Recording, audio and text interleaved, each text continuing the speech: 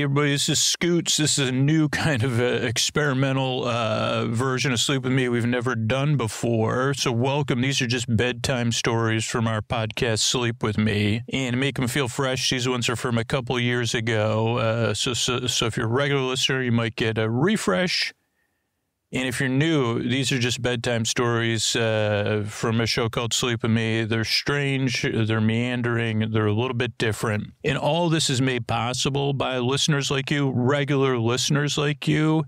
And so I just want to let you know that's how we're able to put the show out. And so if you are a fan of Sleep With Me, you listen to it on a regular basis, please consider supporting the show. You get ad-free episodes, you get ad-free story-only episodes, tons of other cool stuff at Sleep With Me Plus. That's sleepwithmepodcast.com/plus. But if you're in a position and you have some money every month, or you say, hey, maybe I don't watch that streaming service, I'd rather give it to a podcast, think about your favorite podcast. It doesn't have to be Sleep With Me, and support that podcast. If it is Sleep With Me, I consider supporting the show would be great. But if it isn't, or there's a podcast you listen to way more, brings you a lot of value during the day, please support that podcast. Podcasting's going through a different time right now, and your favorite podcast, the one you get the most out of, could use your support the most. So consider supporting it however they request support. Just check it out, like listen to the show or check out their website, or consider supporting Sleep With Me. If Sleep With Me, you say, oh no, Sleep With Me is the one I listen to the most, sleepwithmepodcast.com/plus. Thanks.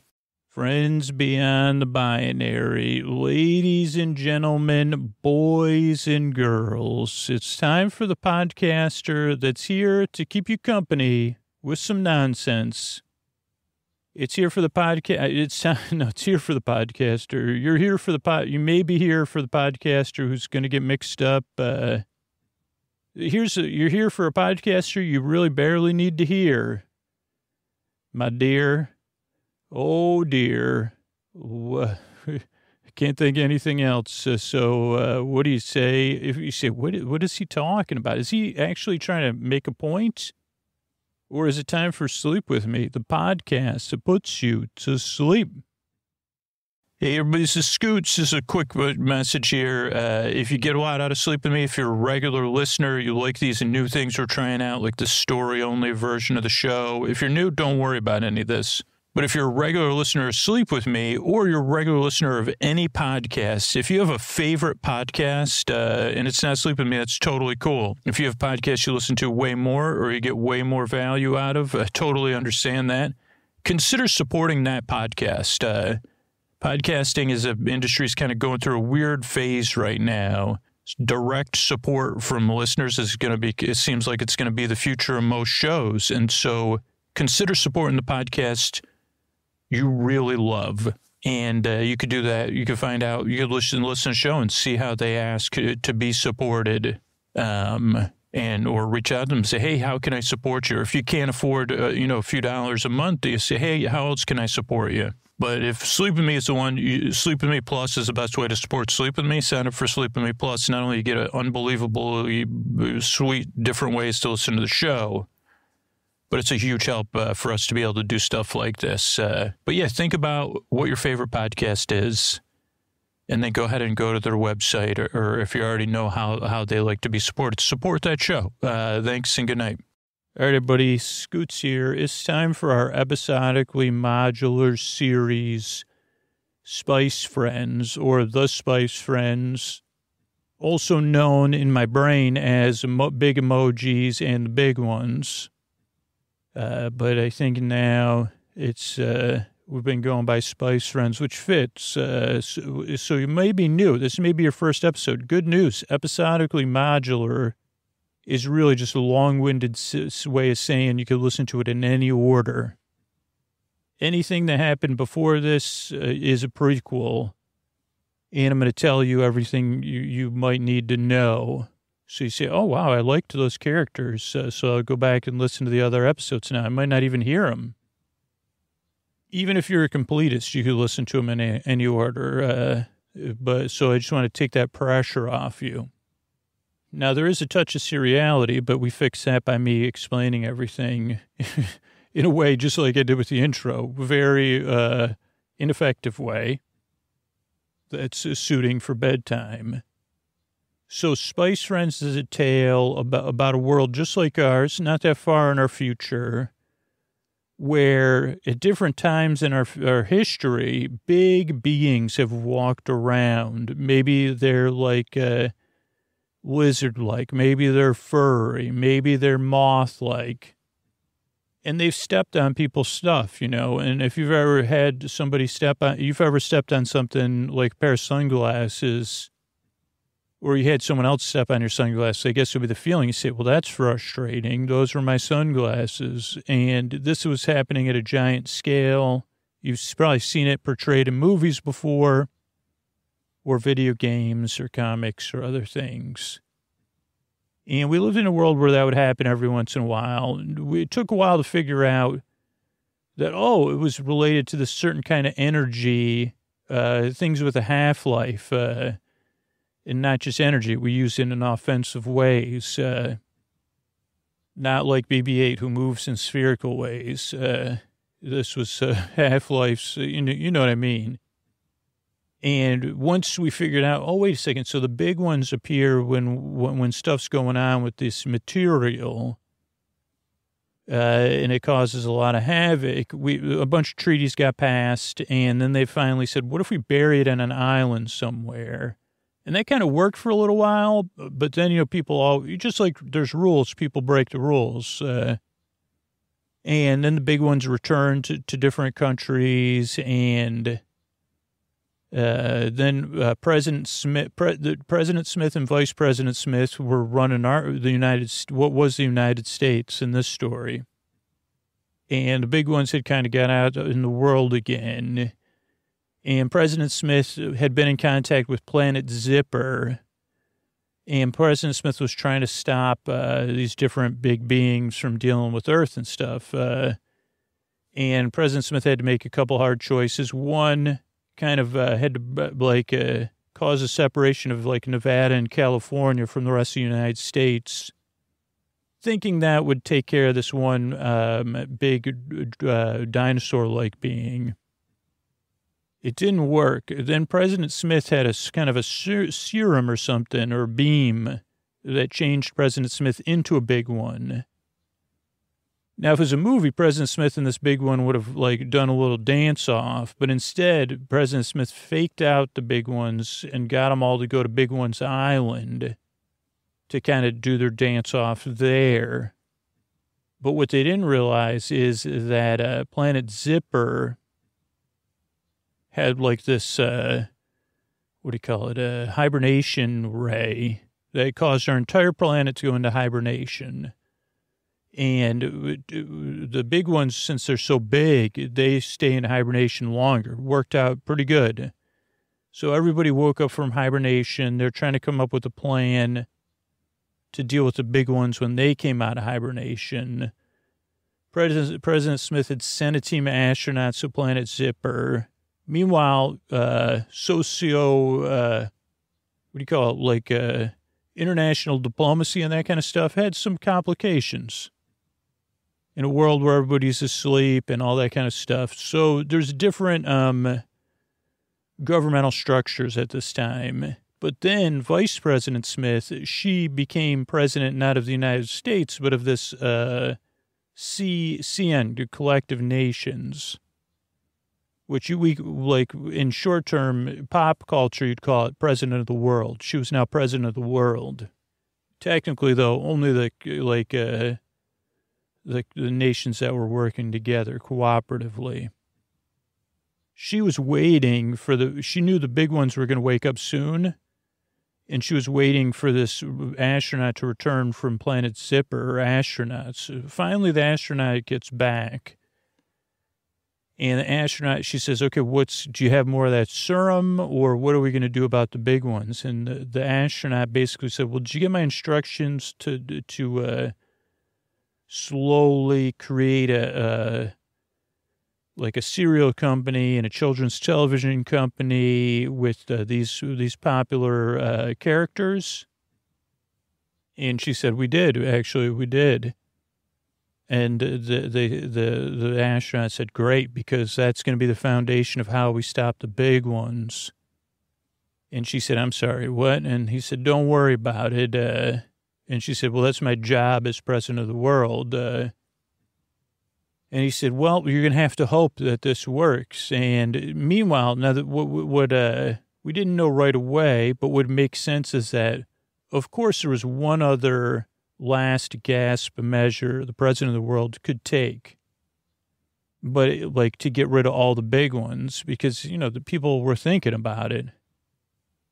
And the last gasp measure was something related to the, what do they call those plates that the Earth's on? Intercontinental plates or whatever. And, stuff that makes fireworks type of thing. And they said, okay, if you do that, it'll get rid of the big ones. They live on an atoll. Technically, Big One's island, but Big One's atoll. And, but the side effects would be, you're messing with plate tectonics. So it's going to disrupt, could big farm a lot of people on Earth and disrupt everybody's way of life. But it'll get rid of the big ones. And President Smith said, well, that's a pretty big decision for one person to make. But they said, yeah, the big ones could be wreaking havoc everywhere. Where this would just wreak havoc, and she said everywhere. So it was an argument, because some people, like President Smith's cooler head prevailed for the most part. She said, I don't know, let's just see this out. But meanwhile, she said, okay. But she goes, you don't have any kind of ray or beam. And the astronaut said, no. And she said, what about Planet Zipper? Are they going to, and the astronaut said, I've lost contact with Planet Zipper. And she said, could you be more specific on your plans? And after a couple episodes, the astronaut said, yeah, here's the plan. Through teaching children song and dance and acknowledging feelings about stuff, something might just happen, maybe won't happen, and that'll help us deal with the big ones.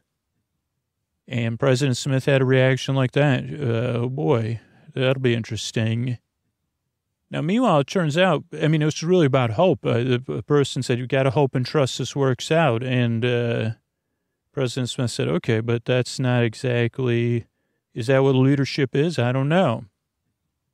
I would interject here that I said leadership is holding that in balance and with the other stuff and then making a decision from there.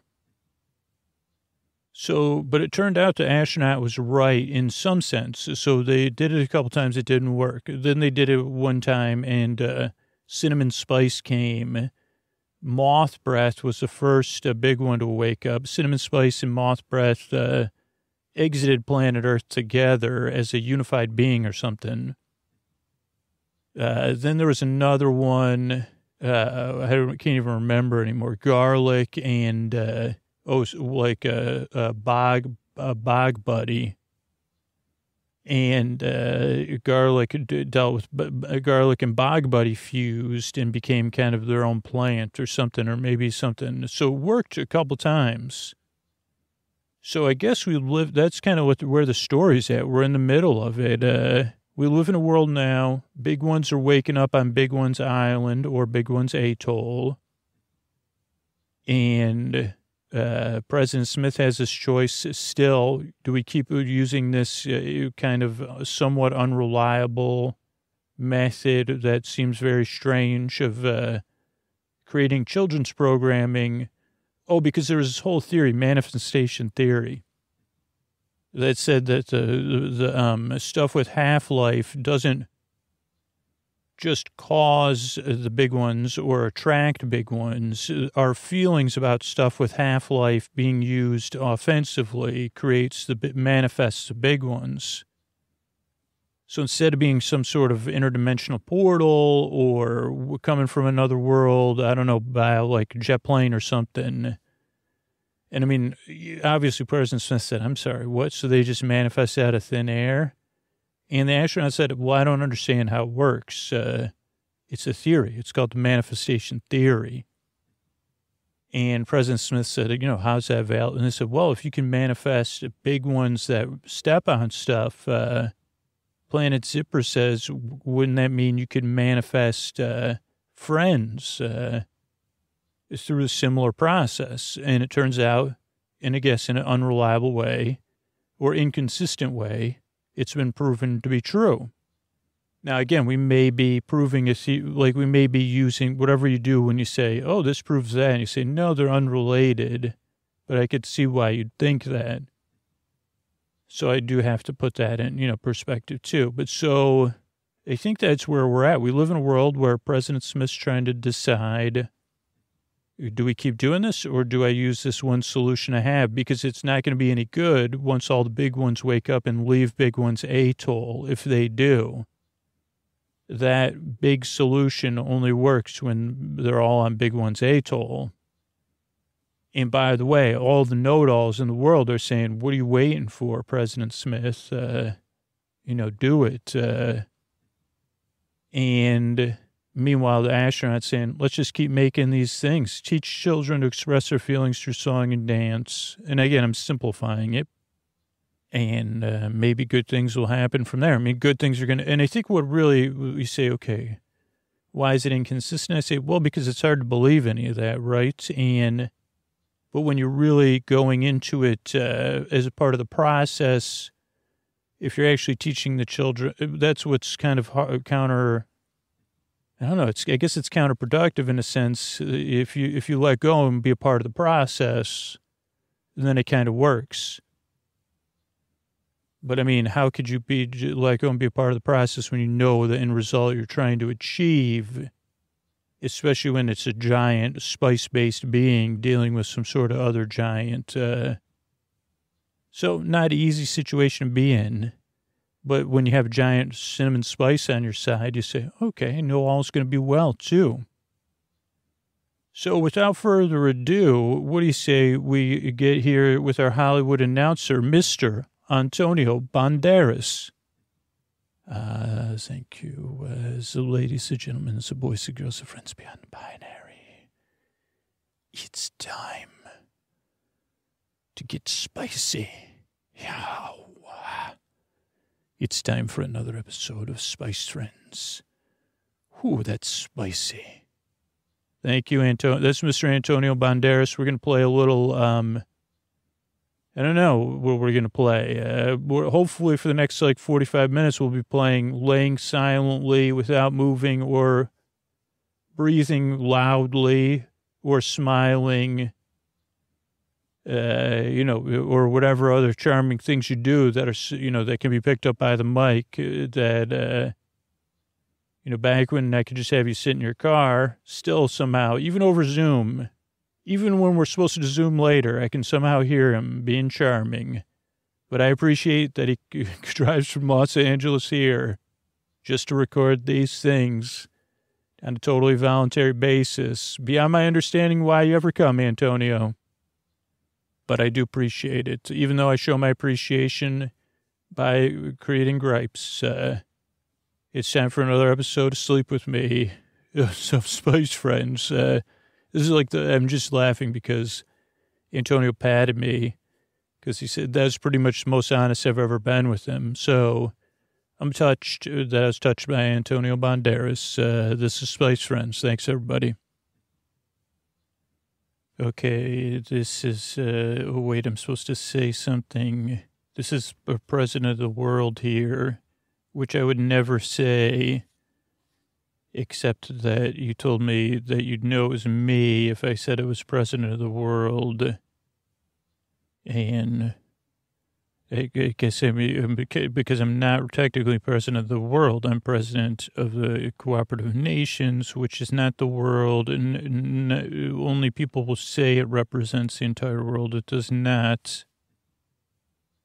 I mean, I am president of nations around the globe, around planet Earth, so I am proud of that. It's not that I'm not proud of being president. Technically, it's not even president, but whatever, the head of the Cooperative Nations. But sure, this is President of the World, Smith, and I'm recording this message, but I'm hoping that you're listening to it. Funny, huh? but listening into it possibly, which I know is possible, or you're listening to the recording. So ideally you're listening to it now or soon after, though there's no way, even though I paused on now, that you could send me a sign that you were listening into it. But you're hearing this, you know that I've been escorted I'm an unwilling participant in an excursion to Big One's Atoll. My escorts, we could say, are a team of representatives from the non-cooperative nations, as well as some members of my own cabinet, who have decided that my decision-making is not in line with theirs. And they've said their decision-making power is greater than mine, or more enlightened, or better, that they're seeing things clearly and I am not. And again, this was something we anticipated. It was something even my father had talked about once he learned when the big ones returned, because he said, wait a second, no one had, there's these kind of programs going on underneath the surface. I'm supposed to be president of the United States and know about this stuff. And if I had known about it, I would have put a stop to it, and the big ones would have never returned so I'm here. I'm laughing because, oh boy, is it enjoyable with my escorts, and they have a plan they've made a decision to have me activate deep in the Earth's crust the device below Big One's Atoll that will cause some new continental drift is what we're presuming, or some continental shifts in the tectonic plate system, resulting in right below Big One's Atoll. So it scientifically, I think they said that the device has multiple backups itself, and so it has a high likelihood of success, but it's a high likelihood of success that it's also it's going to happen if this device is activated. I, as president of the world, the people that look to me for leadership or whose interests I'm supposed to act on behalf, will be negatively impacted. And as well as the Earth and the Earth's crust. And I say, well, we've gotten into a lot of big messes. Should we really be messing with plate tectonics? But they don't really care about the cost anymore. They are, and I guess this is just my words for it, they're in full limbic mode, even though they don't realize it. They think they're thinking very clearly. Maybe they are from their perspective, and, this is like one of those privileged things that they think, at least, that they're going to escape and the people they, you know what I mean? They think they're going to, they won't feel any of the effects of it. Though I've tried to explain to them that it can only be activated while I'm here, and that, of course, creates a disincentive from using it, and there's really no way for them. But so I think that, but again, these are representatives of the representatives, of course. Heroes, they're calling themselves. So anyway, I'm already found myself not using my time effectively to communicate with you, but I hope the gravity and likelihood of their success is coming across in an immediate way. But also I'm making I'm trying to figure out a plan, and I guess talking it out and maybe moving on from those feelings and those resentments I was having is a part of it. So, because I don't want that decision, I don't think. I guess there's a part of me that's still questioning, is this the best choice? And maybe that makes it even harder. But it's like, your solution of dealing with the big ones as they awake in a way that doesn't seem to have that at least is a known unknown, and choices that still can be made, where this is a choice that once made, we don't have any other choices after that other than dealing with the ramifications. So it's like a known, creating unknowns or something. I don't know what the difference is. That, yeah, it's not easy for me to take this plunge with you and have hope that that this is going to keep working, or even that it worked in the past, because we don't really know if any of those big ones are going to return or whatever, even though it seems like they're gone. So it's like something where the outcome isn't clear versus somewhere where the outcome is clear. And to them, they want the clarity and the choice and the easiness of what they feel like is just pressing a button. And so I guess I'm going to tell you the first part of my plan, because we made camp, and this is my second recording, but hopefully you listen to that first one and you've been planning.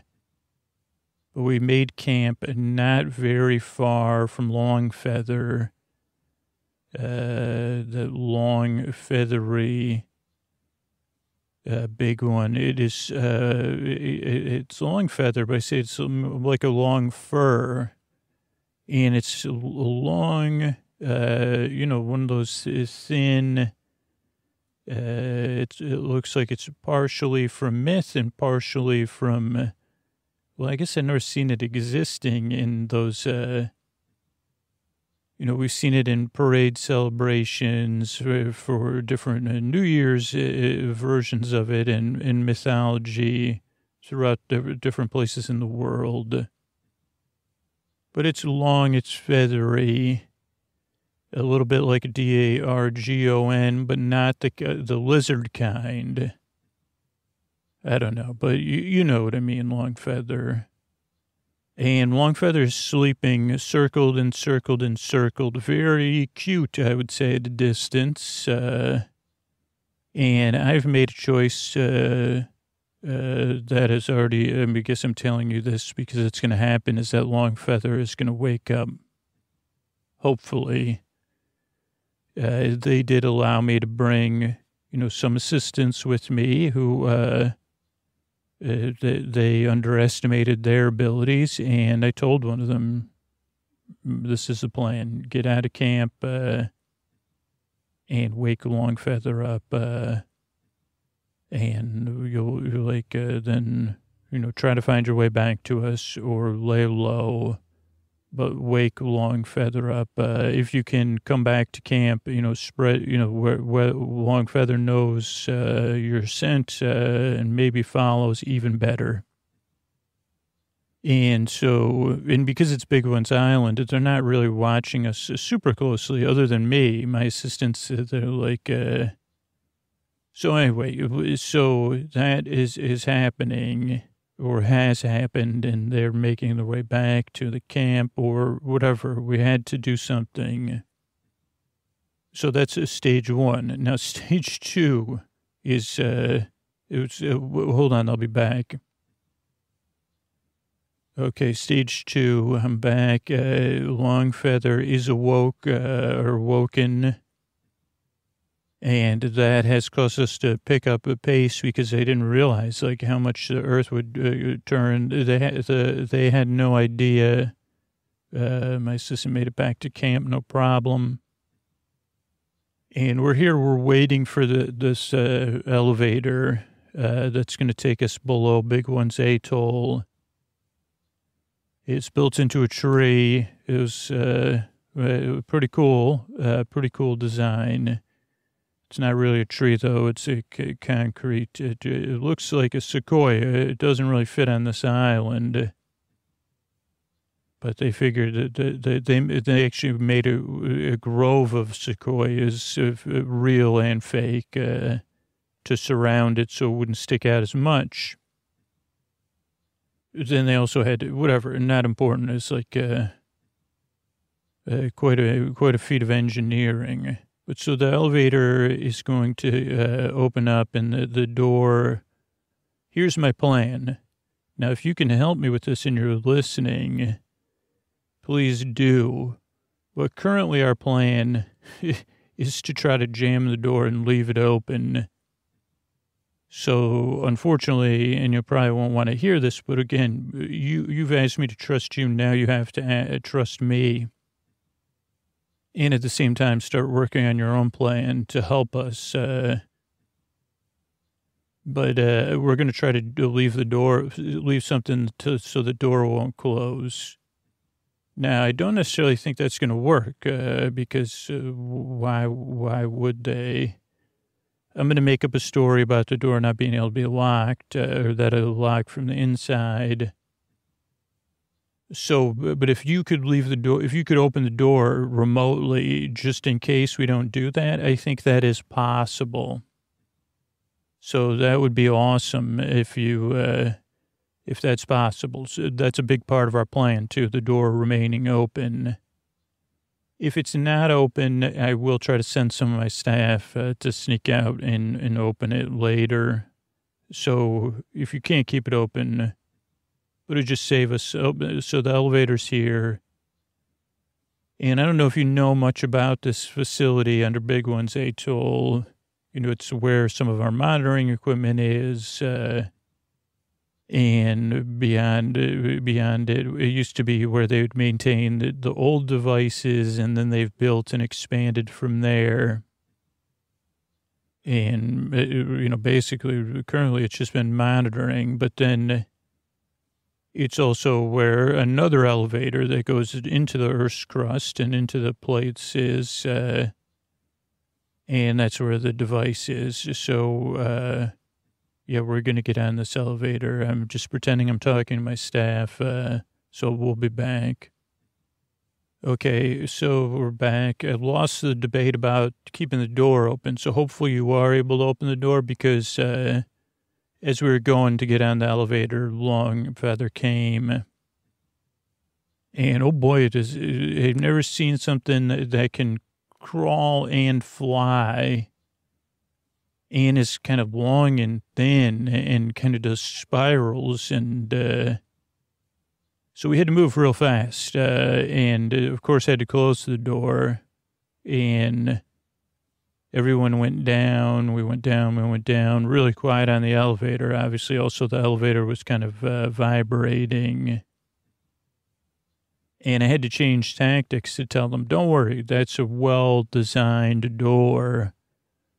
Longfeather won't get in.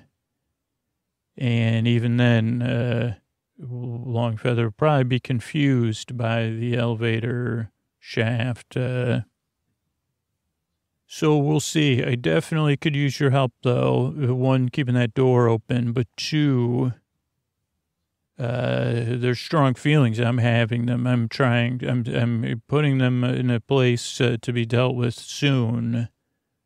Hopefully by song and dance. I don't know how you could do that. I do know that maybe you could access remotely the monitors and systems inside the building. Most of the staff is gone because that was part of the protocols. As the big ones woke up, part of the staff left the island, but then due to my unscheduled escort to the island, most of the staff is gone. And, again, they, I don't know. So they go, we're down and we're waiting for the device to come up from the crust of the earth or the wherever. I don't know. I'm not a geologist of all my areas of knowledge. And it turns out it takes a while, which they're very unhappy with, and because we're so far down, we're pretty far from the door, so we're removed from that shaking. And so their impatience and lack of knowledge, they've tried to find the cameras and to see if they could see Longfeather. And I guess I'm trying to wonder if you're even listening to these things, like what other plans and options I have. because that's something I've been thinking a lot about. Is like, what other arguments can I make to them? And but for the time being, I'll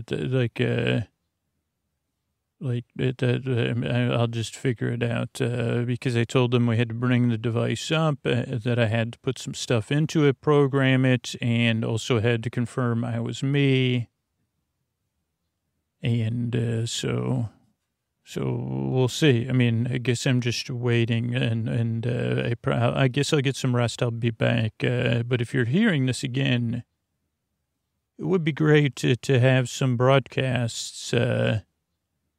Maybe even that seems like a glitch or something. All of a sudden, we're trying to pass the time while this comes up from the elevator that, maybe there's some morning shows that someone finds access to. I don't know.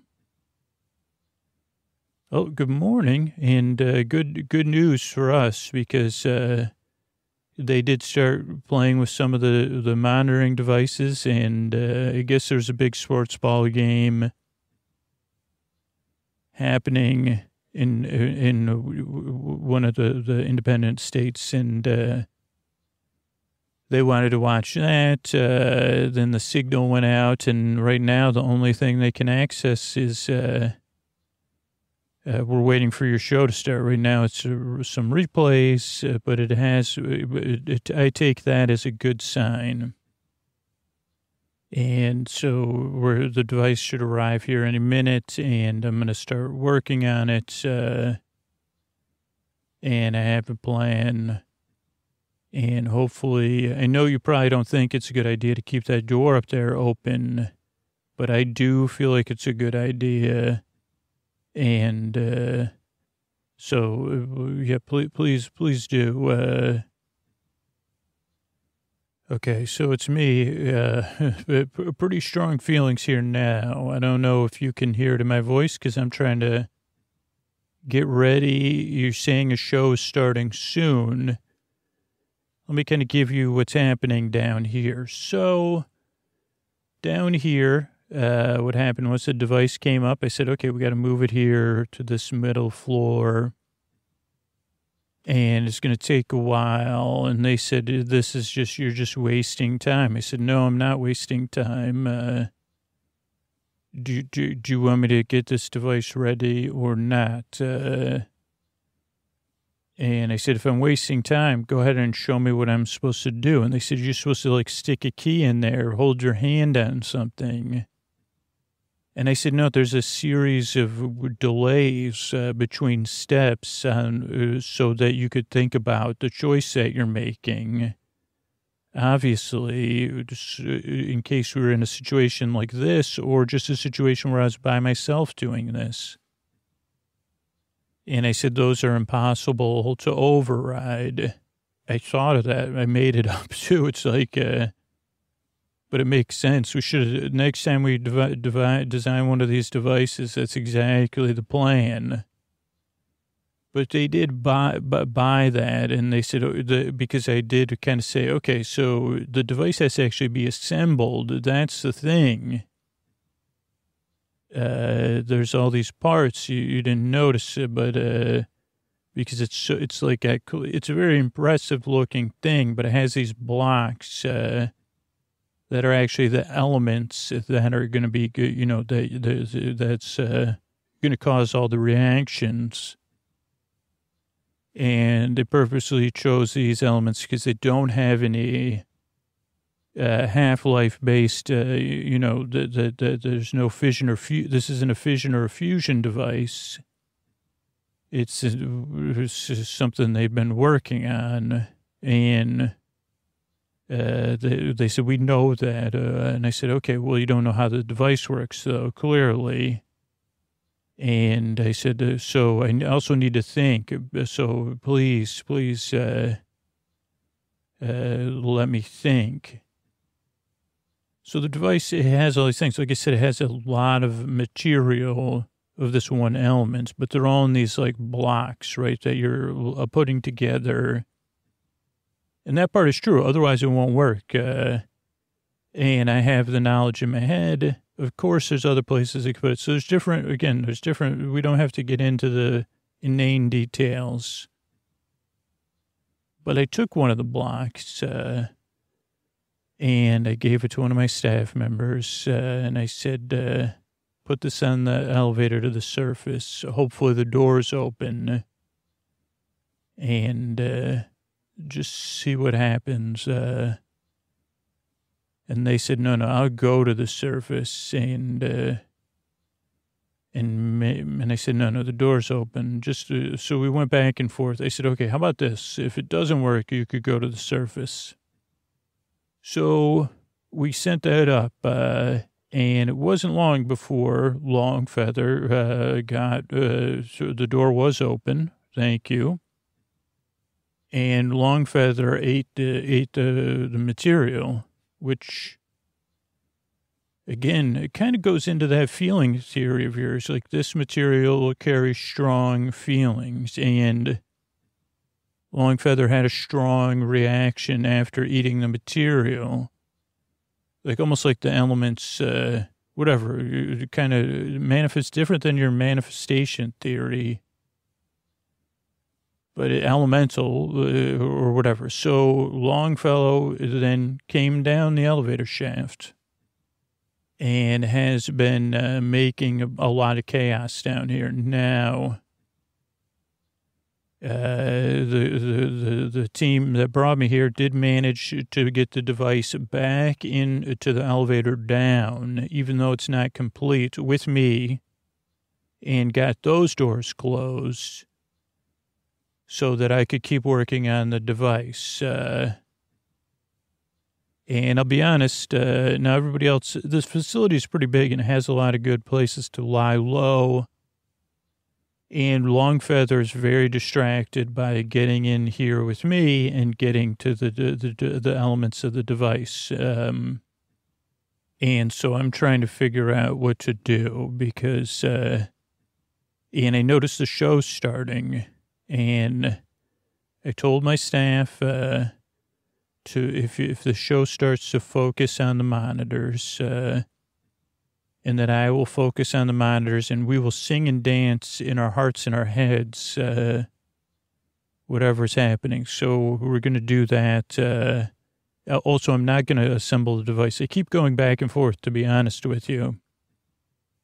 What I hope to do is to get the device, to get rid of the device, to get it up to the surface as far away from the Earth's crust. If it's on the surface, there's not much it can do. And maybe I can do that if there was a distraction, and maybe Longfeather would even go to the surface too. So that's my current plan, is to keep the I'm disassembling the device. And, okay, so the show's starting. I'll be back. I'm going to dance and sing in my heart just like your characters are. Okay, so I'm back. I don't know if you're listening live or afterwards or not at all. I guess at this point it doesn't matter because things are still progressing. And I think all of us feel really good after that. It's strange how those things work. But seeing how everybody's feeling, imagining how other people in the room are feeling, dancing that out, thinking about Longfeather's hunger and a new food. That was an interesting take on it. A new food, tasting a new food, a hunger. So all that is happening, and well, but it didn't really seem to change Longfeather's thoughts about it, and so again, I'm trying to figure out. I'm just hoping. I'm trying to communicate with them that are in the room, because they keep telling me what to do and to hurry up and to just send it down, and. I'm trying to figure out, I mean, It seems like their feelings were a little bit abated by everything, but not totally. So right now, status is, I'm not sure. I mean, we're feeling better about things. Oh, wait a second. Now I'm thinking of something. So what if they don't, like, I'm going to propose that we try to distract Long Feather long enough so that I can get a piece of the device out, and we could try to get Long Feather to the surface. So that's going to be the current plan is, oh, wait a second. Now something else is happening with the elevator. It's like a strong smell, like a citrusy smell. It seems like there's something green coming in through the giant elevator doors that go to the shaft that are open. It's like is that a rolled up leaf that kind of rolled itself up so it could get down? It is, okay. That's a giant leaf that's just in my head because that's a character on Spice Friends, of course.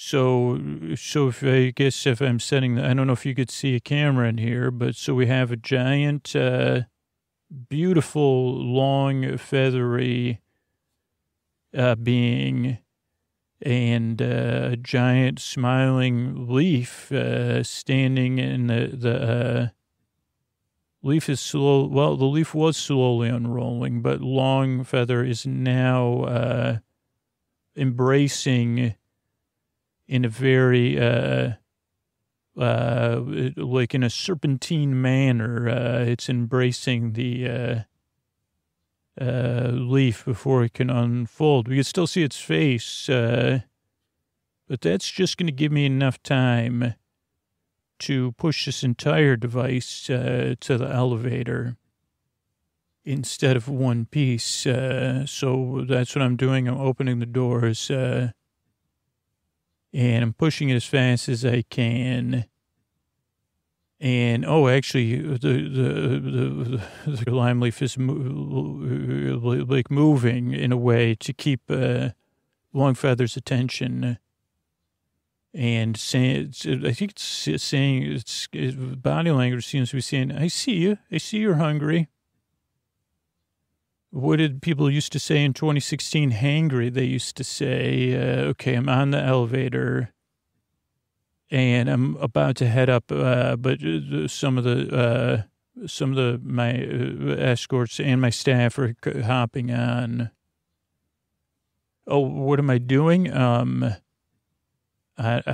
am I doing is trying to manage the situation the best I can is what I'm trying to do. What's my plan now? Well, we had to get out of there. And so we're taking the device to the surface and, okay, I don't think it'll work on the surface. Oh dear. So you do know how to set the device up. Well, we can't send it back down there. We're almost back to the surface. So,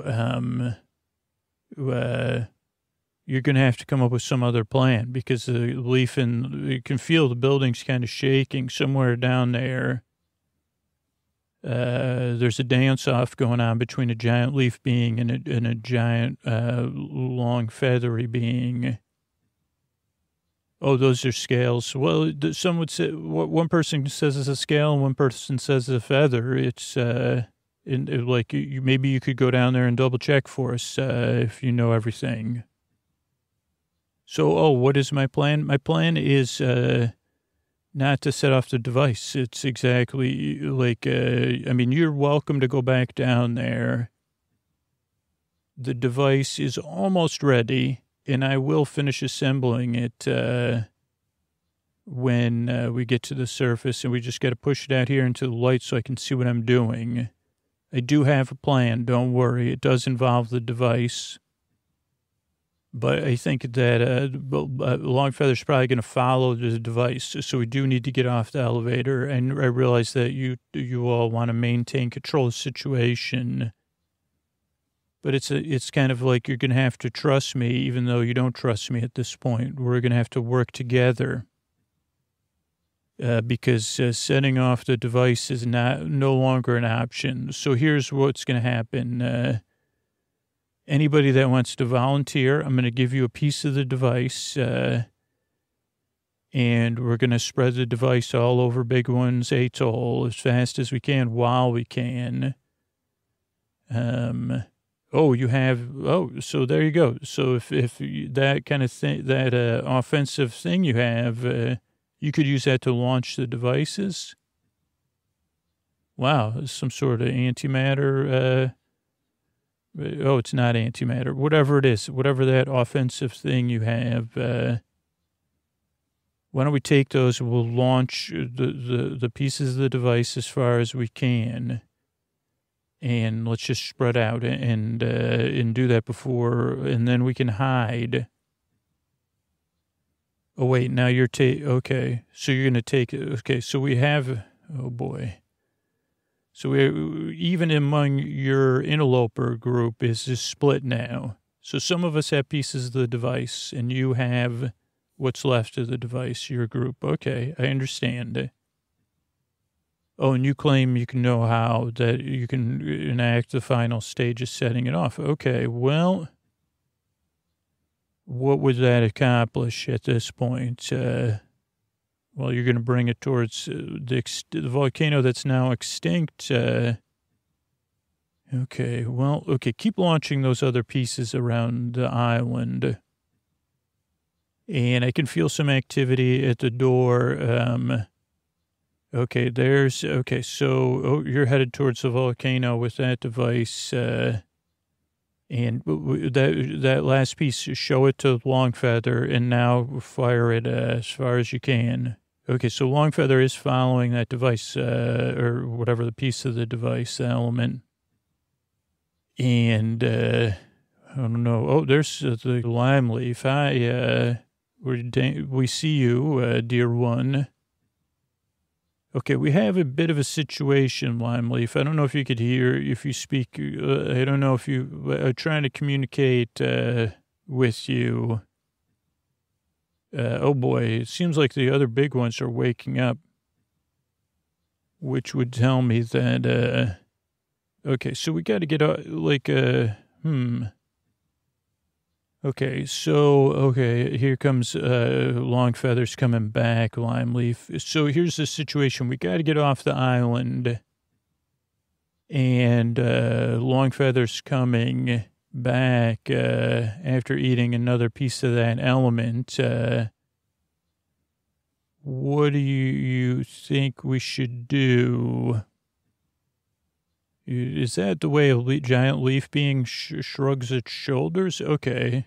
Oh, thanks for shielding us. That's one way you could do it. But I think Longfeather's going to learn from that bouncing off of the large surface area of a giant leaf. Then I guess you could give it Longfeather a paper cut. That might not be the solution that we've seen unfold thus far. What if we take Longfeather? Could you communicate with Longfeather and say, hey, we're going to get... I know that there's a lot of yelling going on between the two of you anyway. So maybe there's a way I could show Longfeather. I don't know how Longfeather can't find the device. That would be really a big meal, the rest of the elements there. Because they're going to try to set it off by the volcano, which I don't think is a viable solution. Is there a way for you to, okay. That's a great idea. So, okay, everybody. So Limeleaf is you think we could control Longfeather? Oh boy. So Limeleaf's you're around. So we should climb. This is a bit like that scene in Neverending Story. It looks a little bit different. So we're going to ride on the back of Longfeather, surrounded by kind of on a leaf. That's kind of like a jacket, whatever saddle. Well, I didn't realize, that's cool that you could we can hold on to the kind of veins within your leaf and they embrace us. This feels good. I didn't realize a leaf would feel so comforting. Okay, don't worry, Longfeather. We're trying to find the device. It's towards the volcano that way, yeah. And we're going to fly there. And just remember, we were trying to, whatever lesson we learned, through song and dance. Weren't you there with us? We're trying to learn lessons through song and dance. Oh boy, but I can see all the big ones waking up and they're headed towards, seems like whatever that element was that the big ones are going, it's like they're having those for breakfast. So that's not a great part of that wasn't a part of the plan, I guess. But that's what's happening. They're headed towards those. And what are we going to do? Okay, there's the device. Oh, you know what? It's a little bit late. I can see there's a red light, and they're running away from the device. Let's go pick them up. Even though they haven't been generous, let's pick them up. And Longfeather, we can't let you eat the device because it's probably gonna make some sort of bangity bang. And you don't want to, none of us want to be near it. Do you think, Limeleaf, that we could get, okay, thanks for picking them up. Longfeather, thanks for listening. What if all of us pet Longfeather? Because that's what I've been I'm oh boy, are you soft? It is fur and feather together. Okay, so just know, now you're circling up higher and higher. This is really fun spiraling. Oh, and there goes the device. Still pretty powerful. Looks like it's created some, looks like Big One's atoll is splitting in half and sinking into the sea. And the big ones were just getting up and moving. I don't know. There's a lot of water and stuff. So I don't know what's happening there. But we got everybody away. And it's really nice. Longfeather, you were so beautiful sleeping. I don't know if you mind me saying that. And I know somehow the way we don't understand, you kind of came, you got a taste of another element. Anybody know, is it like, it'd be great if there was like a place where like that element is really, you really had to develop the taste for it, huh, Longfeather? Yeah. I'm just petting you. I'm wondering if, I'm trying to think of where we got that element from. It was a rare one. And I'm pretty sure it was at the bottom of the sea in like one of those like sea vents, something to do with like the bacteria that lives right on the edges of the vents or something like that. And that's the only place it could be produced. I don't know if you, maybe you and Limeleaf could go down there. I don't know if there's a way for the two of you to work out the mechanics of that. I know leaves can float, right? Maybe we land. I actually know where it is because we have there's a platform there. That's how we were getting to, like, sending down things. So maybe you land there and let us off at the platform and work together. I'm sure there's nothing the two of you couldn't overcome. It seems like you're getting along. Like, it seems very comforting to be embraced in the Limeleaf. Smells great. You both smell great. You're soft. And you could get down there somehow, or maybe we could all work together. And the platform's huge. Maybe you could curl up there. Oh, yeah, let's land there. See that giant landing? Yeah, and let's, what if we all keep petting you together and we just rest for now, and then you and the Limeleaf can figure it out. How's that sound? I'm petting you so gently so that you could get some rest. Good night. All right, I want to thank everybody that became a patron this week. as I'm just letting it load here. Thanks everybody for supporting the show. Thanks everybody for listening to the show. I really appreciate it. Shan, Robert, and Seaman, thank you. Thanks, and good night. Eve, Kimberly, and Abigail, thank you. Thanks, and good night. Damon, Lady, and Giannis, thank you. Thanks, and good night. Moores, Michael, and Leah, thank you. Thanks, and good night. Thanks, everybody, for supporting the show on Patreon and supporting the sponsors. That's how we're able to be here for you free twice a week. And I also want to thank everybody that spreads the word about the show, whether it's part of our referral program at sleepwithmepodcast.com/refer or as a part of something else. I really, really appreciate it. Thanks, and good night, everybody. Oh, and here's a couple of messages from Tuck You In sponsors, and that's what's helped us add more than 400 episodes now in the free feed. Thanks. Hey, everybody, this is Scoots with like a Tuck You In message here for our bedtime story podcast.